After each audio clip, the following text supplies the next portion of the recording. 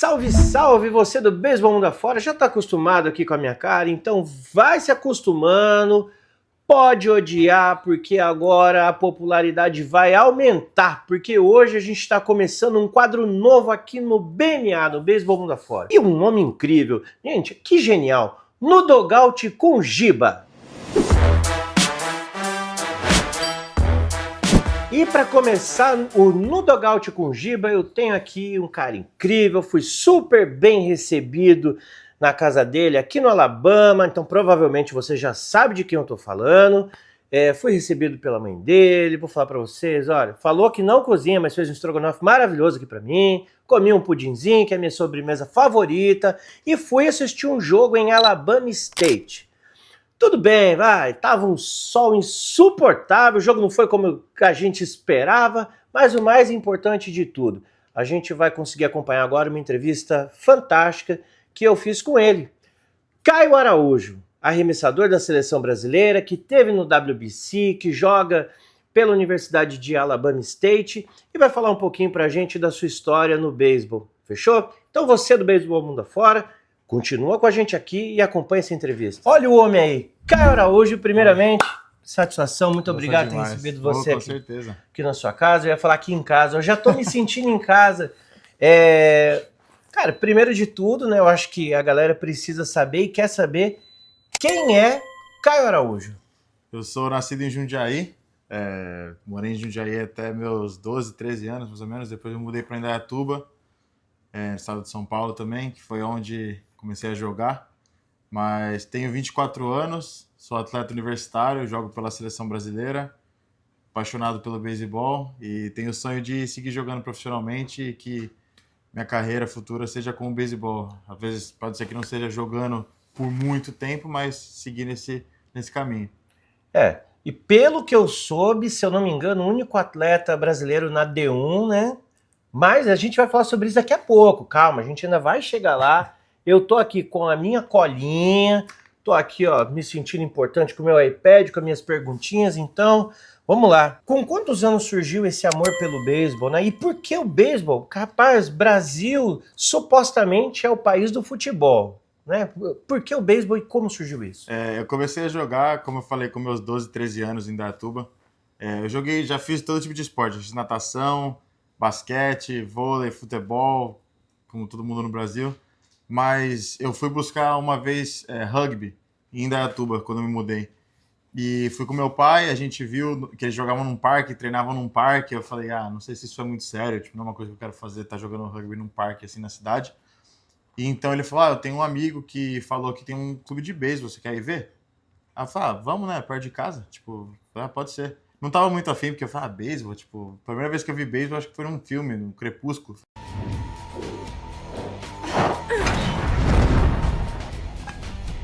Não quero jogar essas coisas não.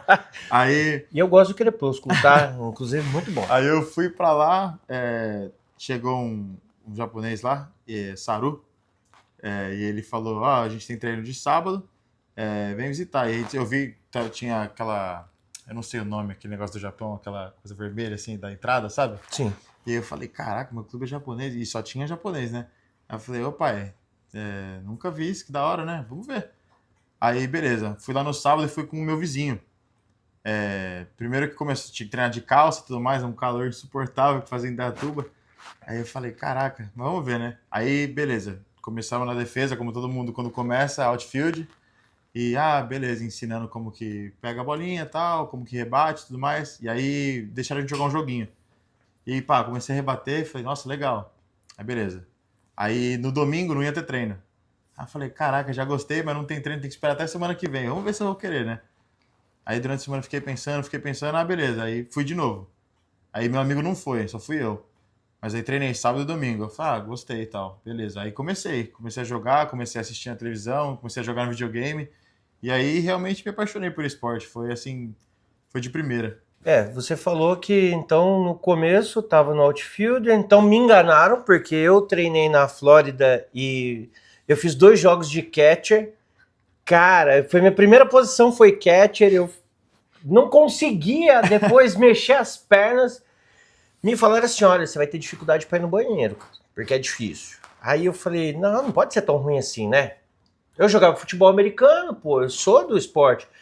E, cara, que dificuldade. Nossa, Então, agora, se você tava lá no outfielder, por que arremessador? não foi minha escolha, não, pra ser sincero. Como eu falei, eu joguei dos meus 12, comecei a jogar com 12 anos. No meu segundo ano jogando, fui chamado para a seleção do Nanchik, que é para o Japão, mas também como outfielder. Depois, no ano seguinte, a gente foi para o México, para Reynosa. Também fui de jogador de defesa, não fui como Uhum. arremessador, porque, querendo ou não, eu conseguia, não rebatia assim, um ponto de rumor para todo lado, mas sempre conseguia chegar em base, né? E jogava tranquilo no outfield, a primeira base, qualquer posição que me colocava eu jogava, menos de catch. Então, depois dessa seleção, eu fui para a seletiva do CT. E na seletiva, tipo assim, eu não bati nada, nada, nada. Eu falei assim, não vou me chamar, né? E me chamaram como arremessador. Aí eu falei, caraca, né? Que estranho. Mas aí eles falaram, se você quiser jogar beisebol, tipo, o seu futuro é como arremessador. Projeção pela altura até, e aí quando se desenvolver e tudo mais. No começo eu odiava, porque eu tinha 16 anos, quase já, 17 anos, o pessoal firmando 16 jogando 90, e eu jogava 73 milhas, 74 milhas, e aí também os moleques lá no CT, todo mundo tirava sarro, tudo mais. Agora a gente joga junto, tal, a maioria é amigo, mas sempre guarda um pouquinho de uma rapaziada que tava lá e ficava tirando É. sarro, porque essa parte ninguém vê, né? E até treinador, e sempre brincando e zoando, porque não era forte, não arremessava forte. Depois sofri minha lesão no olho e fiquei mais tempo parado, voltei mais fraco ainda. Então, tipo, foi complicado. Mas não foi minha decisão ser arremessador, não. Eles praticamente falaram que era a única opção que eu tinha se eu quisesse jogar no próximo nível. Uhum. Então eu segui a opção e fui firme. Parece que deu bom, né? Deu, deu. Parece que deu bom. E nisso tudo, como você falou, você mudou de esporte, foi para natação, foi para futebol, foi para uma série de coisas. Como que foi o apoio da família na escolha pelo beisebol? Meus pais sempre me apoiaram com tudo, para ser sincero. Mas eu lembro que meu pai falou para mim, quando eu comecei a jogar o beisebol, né, que no Brasil, infelizmente, os gastos eram tudo pelos pais, né? Sim. E ele falou que ele me apoia em tudo que eu fizer, mas se eu fosse fazer, eu tinha que fazer direito e dar 100%. Então, quando ele teve essa conversa comigo, eu falei, não, é isso que eu quero mesmo. Eu já pensei em parar muitas vezes, não foi tipo uma coisa que eu nunca quis parar. Mas sempre que ele conversava comigo e falava, e eu penso também o tanto que ele já investiu e o tanto de tempo que eles já investiram, até ajudando lá no Brasil e tudo mais, me levando para os lugares e gastos, foi tipo assim, beleza, eu vou levar a sério porque eu fiz essa promessa para ele também, que eu ia levar a sério e eu levo em conta todo o investimento que eles fizeram. Então, sempre foi 100% com beisebol. Família é a base de tudo, e Com se a certeza. gente não tiver o apoio da família, Não tem, né? Não não dá. chega, né? Que É. nem você mesmo você falou, comentou da sua lesão. Eu tava conversando um pouquinho antes com a mãe do Caio, então tava descobrindo a história, né? Enquanto o Caio jogou hoje, depois do jogo, eles ainda foram fazer a reunião do time, foram comer, foram treinar mais um pouco, né? Quando você é arremessador, depois você vai soltar o braço, vai cuidar dele e tudo mais, tem a físio. E aí, nesse período, eu estava aqui, né, obtendo as informações necessárias, conhecendo um pouquinho sobre o Caio, não pela ótica dele, porque agora a gente está tendo a visão dele. E ela realmente me contou de todo o apoio e da lesão. Nesse momento, você pensou que ali tinha acabado a sua carreira Com no beisebol? certeza, sim. Porque eu lembro que quando eu sofri o acidente, e eu fui pro hospital, nenhum doutor queria falar para mim, tipo, o que ia acontecer. Porque eles não podem falar, eles não podem fazer uma promessa de algo. E aí, sempre que eu perguntava, eles, tipo, tentar falar outra coisa, ou levar para outro caminho. Então, eu achava que eu ia ter que parar. É, Depois da primeira cirurgia que eu fiz, que eu voltei, eles me falaram que não, vai poder jogar tranquilo e tudo mais, mas aí eu tive que fazer outra, por um erro médico. Não da doutora Patrícia, que fez minha cirurgia, mas de um outro doutor. Era um jogo do Brasil contra o México, foi Copa do Mundo. E aí o doutor fez uma cirurgia laser e usou muito laser e destruiu a primeira cirurgia. E aí, depois desse tempo, até a minha própria doutora falou assim, eu não sei o que eles fizeram com o seu olho, mas se a gente conseguir fazer alguma coisa, você só salvar a sua visão. Mas você não vai mais poder jogar. Ela falou pra mim, claro, né? E aí, daquele tempo, eu nem queria mais fazer nada, pra ser sincero. Eu falei, Tipo, nem tem nem pra que fazer cirurgia. Eu tenho que ficar estudando só e fazer alguma coisa aqui, porque meu sonho sempre foi jogar beisebol e tendo que parar de jogar, falei, fiz tudo isso à toa. Aí desanimou um pouco, sim. Como que você veio parar nos Estados Unidos? Como você veio para cá para jogar? Porque isso daí é uma dúvida que provavelmente muita gente tem. Eu tô no Brasil, eu quero jogar basquete, eu quero jogar beisebol, eu quero jogar qualquer coisa, até mesmo futebol, né? Que aqui nos Estados Unidos, né? Eles falam que é o soccer. Como que chegou vir estudar nos Estados Unidos pelo beisebol? Pra ser sincero, é graças à família Vacuda, o Matheus e o Lucas. Eu era acadêmico do CT com o Lucas Vacuda e o irmão dele veio fazer college nos Estados Unidos junto com o Bruno Teramoto também, que era de Indaiatuba, eu sempre via ele treinando e tudo mais, então... Mas nunca pensei nessa possibilidade, pra ser sincero, porque eu sempre pensava, muito caro, não tem como conseguir isso, né, pelos cursos e tudo mais. E uma vez a gente estava sentado, eu e o Lucas, a gente estava no morro do CT sentado, era de noite já, 11 horas da noite, e a gente, não sei porquê, a gente subiu pra comer alguma coisa, tipo uns cookies que eu tinha, a gente sentou lá e ficou conversando, e ele falou, mano, eu acho que eu vou fazer college que nem meu irmão. Eu falei, mano, mas como que funciona isso, né? E aí ele tá me contando, mano, você consegue ganhar uma bolsa no Junior College, fica 2 anos, depois transfere pra outra faculdade e tal. Me explicando, eu falei, mano, eu curti essa ideia, acho que pra mim seria bom, até pelo fato da minha cirurgia e tudo mais que aconteceu, que eu perdi um tempo. Um ano depois, ele mandou mensagem, e ele falou, Caio, meu irmão achou uns tryouts pra gente fazer no inverno. A gente pode morar com ele, no tempo que a gente fica lá esse mês, e faz os tryouts e tudo mais. Tá afim? Aí conversei com meus pais e vimos que era uma oportunidade boa, eu já tinha investido bastante no inglês. Então eu falei, vamos. Aí comecei a treinar mais firme ainda. Só que aí eu já tava treinando personal com o Bernardo. Melhor técnico de arremessador de qualquer coisa que tem no Brasil é aquele cara. Não sei, pode falar qualquer coisa, qualquer técnico, não tem um técnico melhor que o Bernardinho no Brasil inteiro. Dona Val falou a mesma coisa, a mãe dele. Não tem, Melhor técnico que o Caio já teve foi e o Bernardo. o cara era técnico, ele era psicólogo, ele era nutricionista, ele era avô, ele era pai quando meu pai não estava em casa, e minha mãe não estava em casa, ele cuidava de mim, fazia as coisas, dava bronca, fazia assistir filme, o que for, era tudo regrado. Ele chegava em casa para me acordar. Então eu já ficava puto, né? Porque eu falava, caraca, esse cara não é nem meu pai, tá vindo me acordar, tá ligado? Ele vinha, me acordava, tomava café, aí ele ia de carro atrás e eu ia correndo pro campo. Corria quando chegava lá, treinava, caminhava de volta para casa. E ele de carro atrás, não deixava eu ir no carro com ele. Mas, assim, o melhor técnico que eu já tive. E foi graças a ele que eu consegui aumentar as milhas e tudo mais. Enfim, cheguei nos tryouts dos Estados Unidos. Eu não sabia quando eu tava arremessando, porque a gente não tinha radar, não tinha nada, né, no Brasil. Só treinava, e ele só falando pra mim, você vai aumentar, fica tranquilo. E eu falava, mas a gente não tem como ver e tal. Fui pra lá, eu tava jogando 76 e quando eu cheguei no tryout eu tava 83, 84. Só que pra mim era pouco comparado com quem tava no Brasil. Mas aí começou a sair as notícias depois de cada tryout e eu tava saindo como top performer, top prospect 2020, sabe? Aí eu falei, legal. caraca, tipo, do 83 mil top prospect.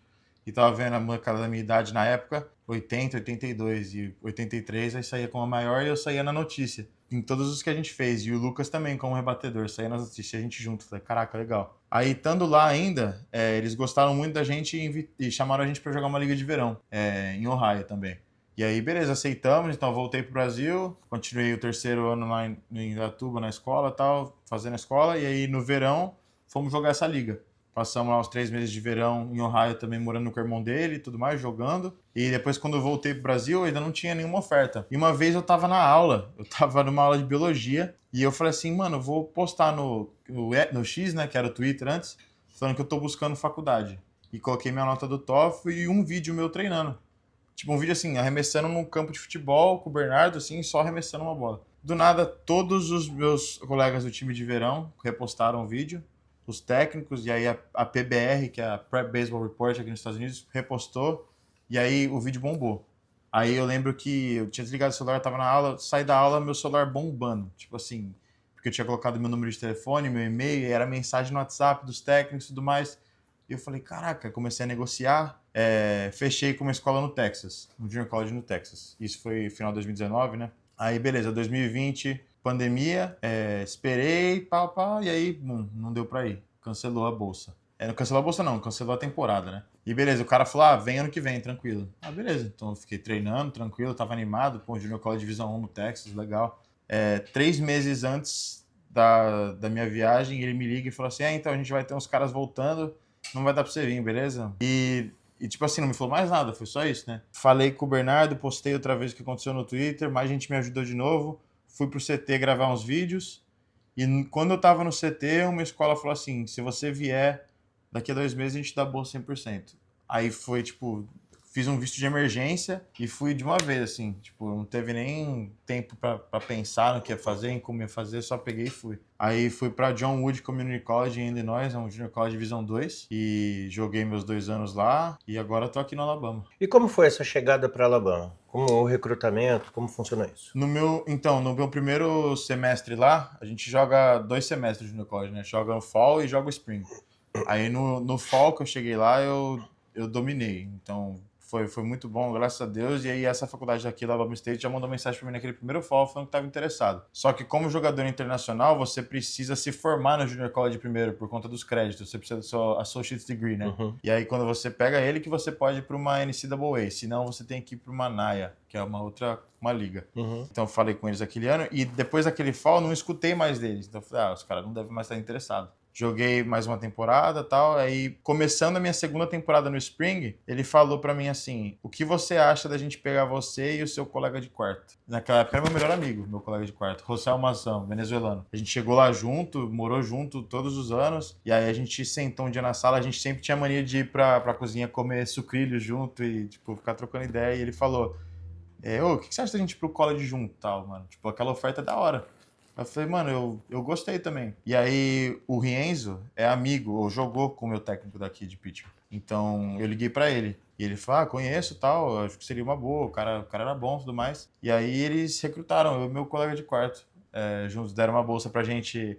Como a gente tinha nota boa, eles deram bolsa acadêmica e o que não cobria a bolsa acadêmica, eles pagavam o resto. No primeiro ano que eu cheguei aqui ainda, eu tive que pagar um pouco, mas depois de jogar a primeira temporada, agora eles pagam tudo, estão pagando meu mestrado e tudo mais. Pô, legal.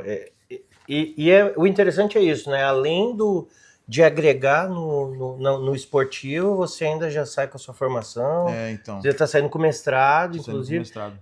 Aqui você estudou educação física, Sim, né? Sim, eu me formei no Junior College em ciências, eu peguei um associado em ciências. Aí eu vim para cá e me formei em 2 coisas. Me formei em serviço de reabilitação, que é para qualquer pessoa de serviço social, alguém que sofreu um acidente, aí você tem que tratar a pessoa com certa responsabilidade, ou alguém que não, vamos supor, cadeira de rodas, e como tratar essa pessoa, uma Sim. pessoa que tem deficiência Legal. auditiva, visual, essas coisas assim. E educação física também para a parte de coaching, que é para técnico, algum dia se eu quiser ser técnico, eu tenho essa formação também.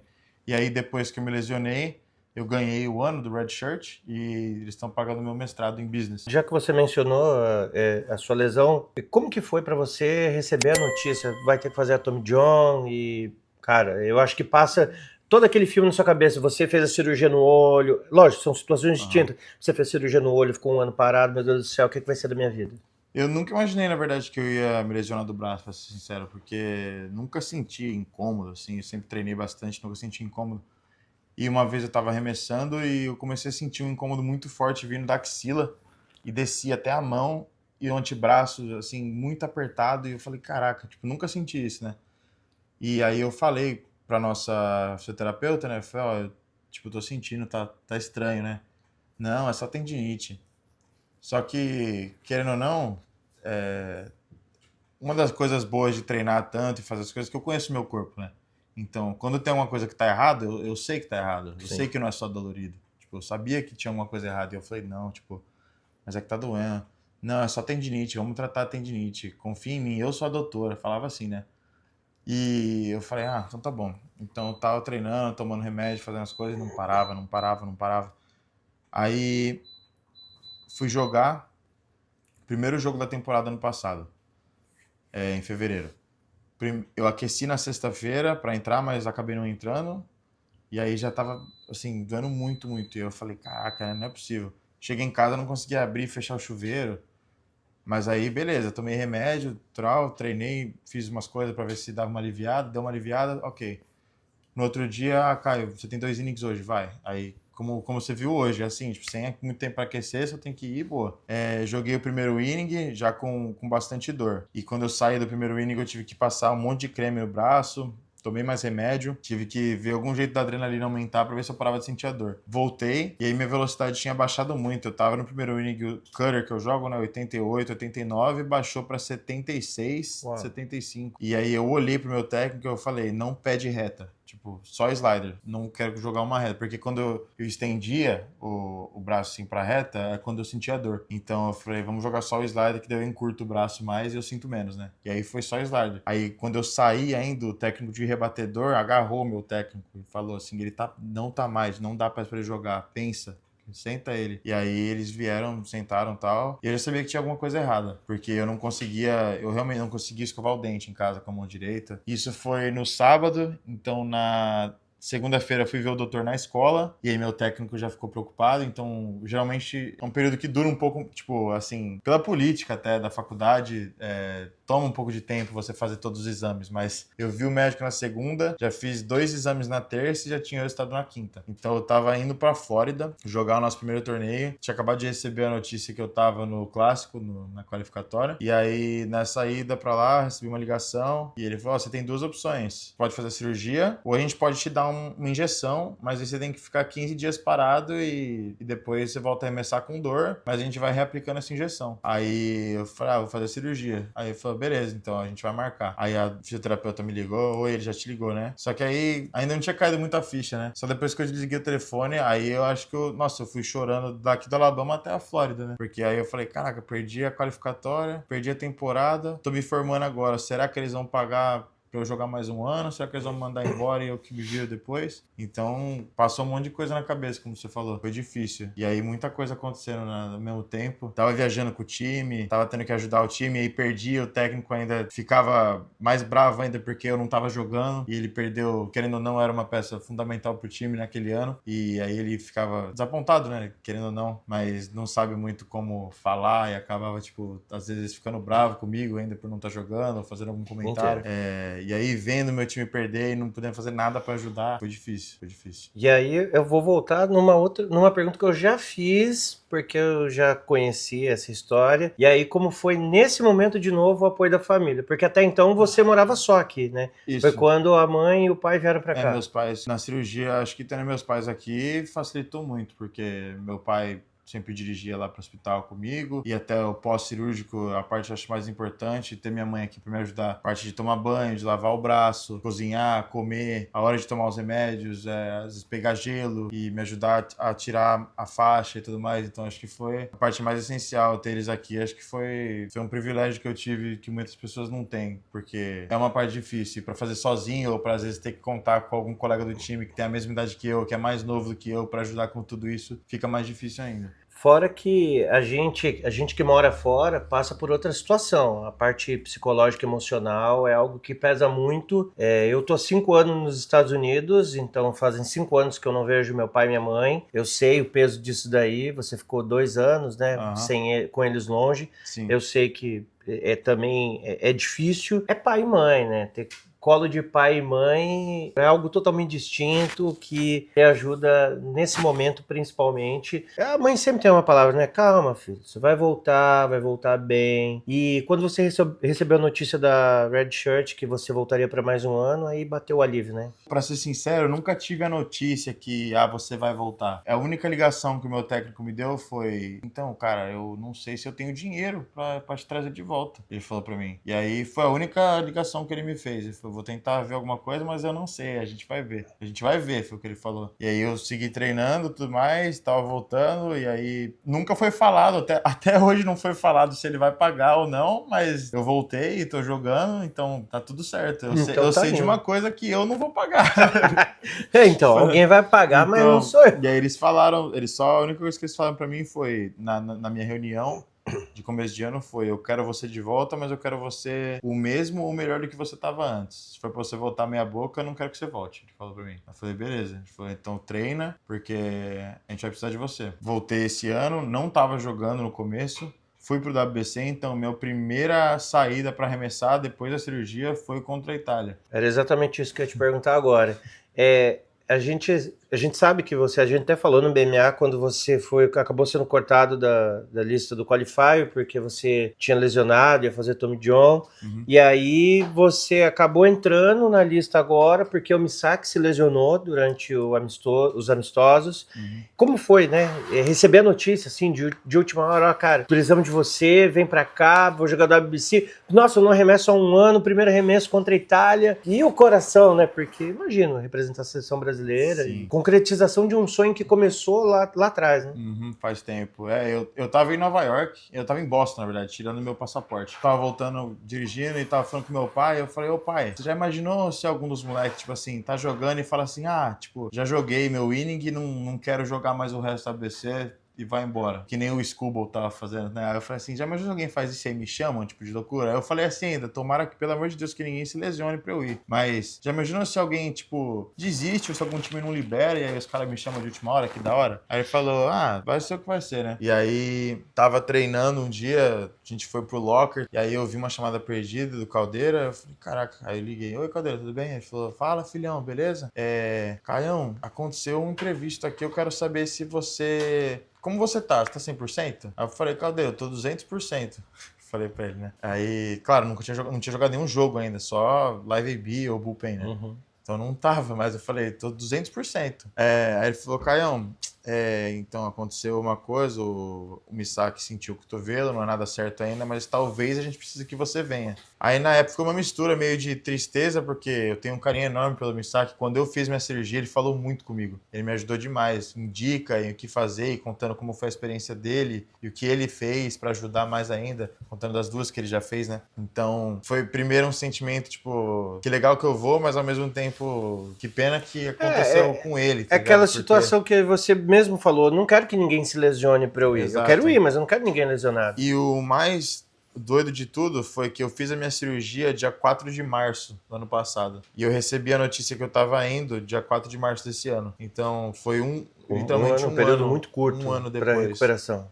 Foi muito rápido. Mas foi no mesmo dia que eu fiz a cirurgia, eu recebi a notícia que eu tava indo. E aí eu falei, caraca, né, Deus é muito louco mesmo. Tipo, falar assim, como que... Nem imaginava, né? Perdi o qualificatório e daí tô indo pro clássico. Depois de um ano que eu fiz uma cirurgia que eu não sabia nem como eu ia voltar. Então recebi a notícia e beleza, isso foi... Eram umas 3 horas da tarde, 4 horas da tarde. Aí não consegui dormir, né? Porque eu falei, como que eu vou dormir agora pensando se eu vou ou não vou? Aí no outro dia era meio-dia, o Caldeira me ligou e confirmou que eu ia. Nisso eu já tinha falado pra todo mundo, meus amigos, que eu ia, né? Aí eu falei, imagina, mano, você chegou hoje lá no campo, foi alarme falso. Aí eu já falei, caraca, né, mano? Aí, beleza, acabei indo, fizeram uma puta homenagem pra mim aqui também, então foi assim, fora do normal. Eu até mandei mensagem pro Misaki também. Claro, na época acho que ele não tava nem querendo conversar com ninguém e tal, mas bom, ele vai ver provavelmente, sabe que eu tenho muito carinho por ele, que ele me ajudou muito e que infelizmente ele teve que passar por isso, mas que ele vai sair dessa de novo, com certeza mais forte. O Misaki sabe o carinho que a gente tem. Eu tava fazendo as lives todo dia pré-jogo lá, você vê, eu tava lá no campo e ele entrou lá. A gente falou com ele, ele agradeceu o carinho de todo mundo, porque todo mundo que entrava nas lives perguntava, e o Misaki, como que tá? E tal, porque o Misaki já vinha de uma cirurgia, estava se recuperando e tudo, tava treinando bem, né? Sim. E tudo. Infelizmente. E até pra mim, acho que foi até uma pressão também, porque, querendo ou não, ele era o nosso ace, né? E aí, cara, quem tá substituindo o Misaki? Cara, hoje, quem que é cara hoje, né? E aí eu ficava tipo, caraca, tipo, querendo ou não, se eu entrar pra jogar, eu tenho que fazer bonito, né? Pra ver se pelo menos o pessoal não fica tão bravo assim com o que aconteceu, tão chateado com, putz, perdemos o nosso ace e veio um cara nada a ver, entendeu? Então também, acho que na mente eu tava pensando um pouco nisso também. Mas a galera ainda vai saber muito ainda quem é Caio hoje. Agora eu quero saber de você, como que foi pra você a emoção de entrar? Porque é um estádio de MLB, com a galera lá gritando, cara, vestindo a camisa do Brasil. Qual que é essa sensação? Pra começar já na viagem, né, no primeiro dia que a gente, no busão mesmo, assim, indo pro campo, eu fui com uma roupa tipo de treino, um shorts e uma camiseta de treino, né? Pronto pra ir treinar. E aí eu vi a rapaziada tudo de jeans, Prada, tal, boné, óculos. Eu falei, caraca, mano. Tipo, Copa do Mundo, não tô pô! acostumado com isso aqui não, né? Aí os caras tudo me zoando, né? Os caras me chamam de poio, né? Aqui no Brasil, quando eu era mais novo, era fraquinho, com franguinho. Aí ainda tá o apelido, não importa. Ah, não. Poio, apelido é um negócio que isso, pô? Não vai de short, mano? Não tem jeans, não? Falei, mano, nem trouxe calça, mano. Achei que nós ia treinar. Ah, pô, isso aqui não é college não, né? Os caras estão me zoando e tal. Aí eu falei, beleza. Aí cheguei lá no nosso primeiro jogo com os Estados Unidos, mano, eu tava deslumbrado. Tipo assim, eu olhando pra... Você vê os vídeos que o pessoal gravou assim, eu tava perdido, né? Olhando, vendo todo mundo... Olha na minha frente, Paul Skeens, Aaron Judge, e o pessoal do Brasil, a maioria tudo sério. E eu, tipo assim, caraca, tipo, mano, não tô acostumado com isso não. E todo mundo... E tem algo que eu vi, que era quando a molecadinha pedia, mesmo às vezes sem saber que era você, pedia para assinar a bola, dar autógrafo ali no jogo. Porra, dei muito autógrafo. Eu vi, cara, isso é muito legal. Eu vi, Sim. é uma oportunidade pra gente ter contato, que as pessoas realmente elas ficam desesperadas assim, ei, assina pra mim, assina pra mim, assina pra Isso é uma mim. coisa, eu tentava falar com todo mundo, porque eu pensava, Você não já sou foi ninguém você ainda já também. foi um daquele todo mundo, tipo, né? eu não sou nenhuma estrela nem nada, vou negar autógrafo pro moleque só porque eu tô aqui agora. Eu não cheguei em nenhum lugar ainda. E aí várias pessoas não dão e tal, mas tipo, eu sempre tentava dar atenção pra todo mundo, ficava lá até o final, até eu tenho que ir. Tipo, aí eu ia, tirava foto, dava bolinha, fazia o que for. A gente tem uns moleques jogaram o telefone pra gente gravar no campo, jogava de volta. Então, tipo, foi uma experiência legal, mas assim, eu lembro que entrando no primeiro jogo contra a Itália, primeiro eles me aqueceram com os Estados Unidos, né? Eu ia entrar com os Estados Unidos pra enfrentar o Schwarber. E aí eu não tava aquecendo, tava nem pensando, não sabia o que ia acontecer, não sabia nem o que ia arremessar pra ele. Mas aí acabei não entrando naquele jogo, entrei contra a Itália. Eu lembro que a corrida do bullpen pro montinho, pra ser sincero, eu lembro só de olhar pra cima e ver o estádio, e é a única coisa que eu lembro. Aí eu cheguei no juiz, ele fez eu tirar as pulseiras, aí eu falei assim, não, essa aqui eu não tiro não. Aí ele falou, não, tem que tirar ou não vai arremessar. Eu falei, não sai. Aí ele pegou e falou, sai sim, ó. Eu falei, aí eu tive que tirar. Aí tirei e tudo mais, entrei no montinho pra aquecer. Primeira bola que eu joguei, eu isolei. Aí eu falei, puta, mano, vai ser um dia longo hoje.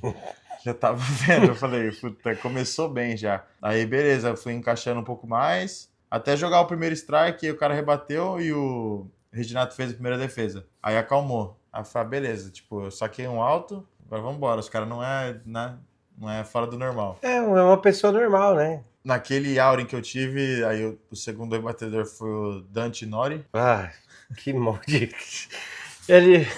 Aquele jogo contra o Brasil, acho que foi o melhor jogo da carreira dele. Joguei um slide no meio pra ele e não perdoou, não. E aí, nossa, aí todos meus amigos aqui, o pessoal no Brasil, porque quando ele rebateu, eu não vi onde foi a bola, eu só vi que foi pra cima, mas ele saiu correndo, tipo assim, no pique. Eu falei assim, alguém pegou. Eu só botei, e aí eu olhei e continuou indo. Aí eu falei, puta, mano, eu falei, vou estar em todo lugar na internet agora. Dito e feito, mano. Saí do jogo, todo lugar. O que ele tá apontando pra cima?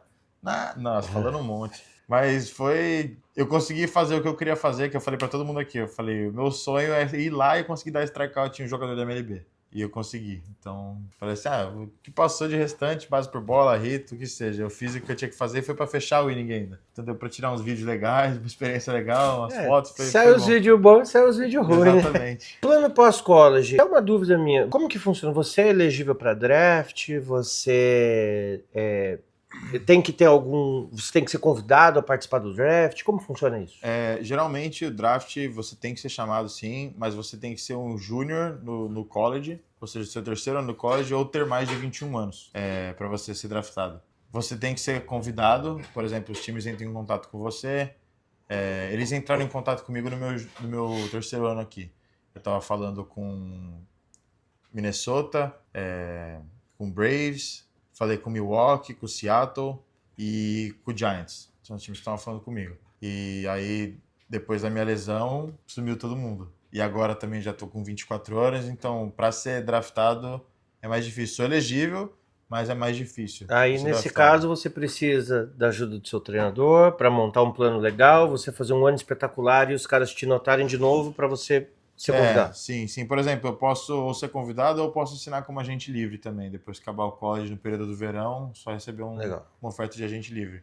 Mas agora eu tô verbalmente amarrado com um time no Canadá, uma liga independente. Então, porque eu falei, não tem por que eu ficar esperando até o último momento se eu tenho alguma opção boa para mim para ir para algum lugar jogar. O que eu quero fazer é seguir jogando. Então, se eu for num lugar bom, que me tá dando um salário bom para eu poder viver lá e voltar para casa com dinheiro bom e ajudar meus pais e tudo mais, e não ter que ficar gastando dinheiro e colocar números bons, aí de lá eu vou jogar nos outros lugares. Porque eu não penso só em jogar aqui nos Estados Unidos. Lógico, seria muito legal jogar na MLB e tudo mais, mas também tem toda uma burocracia, toda uma política e tudo mais envolvida. Para mim, se eu continuar jogando em outros países, como muitos brasileiros fazem, já fizeram, ganhando dinheiro jogando e viajando e tudo mais, eu não tenho problema nenhum com isso também. O Misaki jogou na França, né? O Vitor Coutinho jogou na Itália. O Rienzo jogou na Itália. O mercado existe. O mercado existe. Então, passaporte europeu, né? Então, aí facilita ir para a Europa, né? Eu falo com bastante times europeus também. Recebi oferta da Itália, Alemanha. Inclusive o Christian Pedrol tá lá, tá me ajudando também, mandando meus vídeos para os times e tudo mais. Então, como eu falei, eu sou aberto para jogar em qualquer lugar. Onde estiver pagando bem, não tem problema de eu ir jogar, não. É isso daí. Seu jogo inesquecível. Poderia falar que seria o do Brasil agora, contra a Itália, mas eu acho que meu jogo inesquecível foi quando aqui a gente ganhou de Auburn. Meus pais estavam no jogo. No fim de semana a gente jogou contra a FAMU, que foi a Florida A&M, o nosso rival. Que nem o Neymar, todo brasileiro gosta de sair, né? Então eu não sou diferente. Na temporada não bebo, mas saio. Então eu tava saindo bastante, inclusive, naquela temporada. E o que aconteceu foi que num dia no hotel, alguns dos caras chegaram 8 horas da manhã e o nosso café era às 9. Então um moleque do time caguetou. Sempre tem um. E a gente perdeu a série ainda pra ajudar. Putz. Tomamos um sweep na série e aí já sabe, né? Então o primeiro meeting já foi. Como que vocês vão ficar saindo? Vocês têm que batalhar, vocês têm que ganhar o direito de festa e tal, vai ficar saindo e tudo mais. Aí beleza, fomos jogar contra a Auburn na terça-feira. No caminho pra Auburn, todo mundo em silêncio, né? A gente falou, puta, fudeu, né? Tipo, o cara, desculpa até a palavra, ele falou, ferrou, porque o técnico descobriu, agora vai ser todo mundo. Chegamos no campo, eu desci do busão primeiro com o José, que é meu colega de quarto, a gente desceu junto, o técnico desceu com a gente. Aí ele olhou pro José e falou assim, viu, vocês vêm com pó, eu já venho com café. Você acha que eu não sei e tal? Eu sei de tudo. E ele não saía. Só eu saía. E eu fiquei quieto, né? Fiquei andando. E ele falou assim, o quê? Eu não saio não, coach. Não, eu só quero saber. Só tô falando. Vocês vêm com o pó, já tô com café. E andou. Aí ele olhou pra mim e eu falei, mano, ferrou, mano. Porque ele falou pra você, mas certeza que ele tava falando pra mim. Foi uma indireta. Aí eu tava no bullpen, ia colocar a chuteira, chegou o técnico de pitcher. Pros jogadores que saíram esse fim de semana e você sabe quem são, não precisa nem colocar a chuteira hoje não, tá? Pode só ficar no banco aí, sentado. Aí eu já falei, joguei a chuteira, fiquei sentado, o time inteiro aquecendo, ele voltou. Não quis nem disfarçar, botar a chuteirinha do Não, ele voltou. Por que você tá parado aí? Aí eu falei, coach, eu saí, né? Ah, ele não sabe que você saiu não, coloca a chuteira aí, vai. Aí eu coloquei a chuteira pra aquecer, fiz minhas coisas, beleza. Aí eu falei, cara, como que ele não sabe que eu saí? Aí nesse jogo, o cara que aguentou na gente abriu o jogo. Aí ele levou 4 innings. Aí nisso o jogo tava 1-0 pros caras. E eu tava cansado do fim de semana, joguei domingo, joguei sexta. E esse era na terça. Aí ele falou, Caio, full. Eu falei, puta, mano, contra a Auburn ainda, depois que eu saí no fim de semana, tipo, se eu vou mal hoje, ele vai falar que eu saí também. Aí, beleza, entrei. Aí saí do primeiro inning, saí do segundo, a gente anotou mais 1-1. E eu tava morto de cansado já. Tava no dugout, assim, tomei um Gatorade, fiquei olhando pra baixo. Aí veio um dos nossos jogadores, nosso outfield, que deu o home run pra empatar o jogo. Me deu um tapa no peito, assim, que ele é o que saía só com ele, só saí com ele. Ele me deu um tapa no peito, falou, vai ser em você, a gente precisa de você no jogo pra gente ganhar. A resposta. Aí eu falei, mano. Ele falou, mano, não. Me deu mais um. Falou, é em você. Aí eu falei, pode crer. Aí levantei, tipo, tomei mais um Gatorade, o técnico falou, tá bem? Eu falei, tô ótimo. Fui mais um. Aí já era o terceiro inning no 0. Aí pá, anotamos mais um home run. A gente deu 3 hits no jogo. Mais um home run, 2-1. Aí fechei o quarto inning. Aí isso tava no 8º já, né? Porque o cara foi 4, eu fui 4. 8º, a gente ganhou por 2-1. Eles não iam mandar de novo pro 9º, porque eu tava acabado, né? A gente anotou mais um. Aí 3-1, aí ele falou, Caião, o meu técnico falou pra mim assim, e aí? Aí eu só dei risada, ele falou, você tá cansado, né? Eu falei, coach, eu tô morto. Aí ele me deu um abraço, pode sentar. Aí trouxe o abridor do fim de semana pra fechar o jogo. Aí ele tomou um. Aí 3-2. Aí nisso eu já falei, mano, vai acontecer de novo. Porque sempre que ele me falava se eu tava cansado, eu falava que sim, a gente tomava virada. Putz. Aí eu falei, não, pelo amor de Deus, mano. Tipo, de novo não. Eu fui lá pro canto sozinho, ajoelhei assim, comecei a orar. Falei, por favor, tipo, só hoje eu nunca mais falo que eu tô cansado, mas não deixa a gente perder o jogo hoje. Aí o cara pegou, 2 outs. Aí o maluco mandou uma tripla. Corredor na terceira e na primeira, 2 outs. 3-2 o jogo. Aí, bateu lá pro fundo. Nosso filho perdendo a bola, pegou. Nossa, ganhamos. Eu sabia que eu corri, eu peguei o cara no alto, assim, você vê os vídeos, ele até assim, eu pegando e jogando ele pra cima, só eu no campo, jogando ele pra cima, apontando pra bandeira do Brasil na minha testa, gritando pra todo mundo. Aí eu olhei pra cima, meus pais lá também, falei, vamos, caralho, gritando e tal. Mano, foi uma loucura. Esse foi, acho, o melhor jogo que eu tive, com certeza. A história é boa É. e ganhar de Albor deve ser bom pra caramba. Eu, no college particularmente, eu tenho um amor por LSU, então o único tigre que existe é LSU, não tem nada de Auburn. Auburn Tigers, o caramba! Então, é isso aí. LSU, que inclusive tem uma baita escola de beisebol, né? Boa. Paul Skeens e outros nomes saíram de lá. Seu arremessador favorito? Meu arremessador favorito? Greg Maddux. Porque eu lembro que quando eu comecei a jogar, comecei a arremessar, o Bernardo sempre fazia eu assistir ele, porque ele não tinha muita velocidade, mas ele mexia muito os arremessos e jogava onde ele queria. E ele falou, esse tem que ser a pessoa para você se inspirar. Pode ser que você nunca chegue a 95, mas tem uma bola que corta bastante, tem um arremesso que mova para os lados. Se você jogando onde você quer, você vai chegar longe. E então ele é meu arremessador favorito, porque eu acho que é a pessoa que eu consigo mais me identificar, entre aspas. Sempre assistia vídeo dele arremessando e via, não jogava mais de 92 milhas por hora, mas onde ele queria e os arremessos que moviam quando ele queria. Então, ele é meu arremessador favorito. E uma mensagem para a molecada aí que está começando agora, que sonha, e que, aliás, que às vezes nem sonha que pode chegar numa D1, num time de MLB. O que você falaria, né? Você que já foi o Caio lá criança, que passou por tantos problemas, por cirurgia e tudo, o que você fala para essa molecada? Primeiro, eu acho que a coisa mais importante é não se comparar com ninguém, porque a história de todo mundo é diferente, o plano que Deus tem para todo mundo é diferente, então pode ser que para você que está assistindo o vídeo, vamos supor, você não é um cara que tem a maior velocidade, que se destaca muito, que o pessoal te dá prêmio, te dá crédito nos torneios do fim de semana, mas a sua história é porque não é para ser assim. Pode ser que mais para frente você comece a destacar, assim como o meu caso, quando eu tinha 16 anos, jogava 70 milhas por hora. Quando eu tive 18, 19, aí que eu comecei a jogar 89, 90, topei 92 no Junior College. E aí eu falei, caraca, né? Sofri tanto à toa, ao invés de só ter aproveitado o momento. Então, aproveita o momento, não se compara com ninguém, segue trabalhando firme, com fé, confia, sempre respeitando todo mundo e sendo humilde.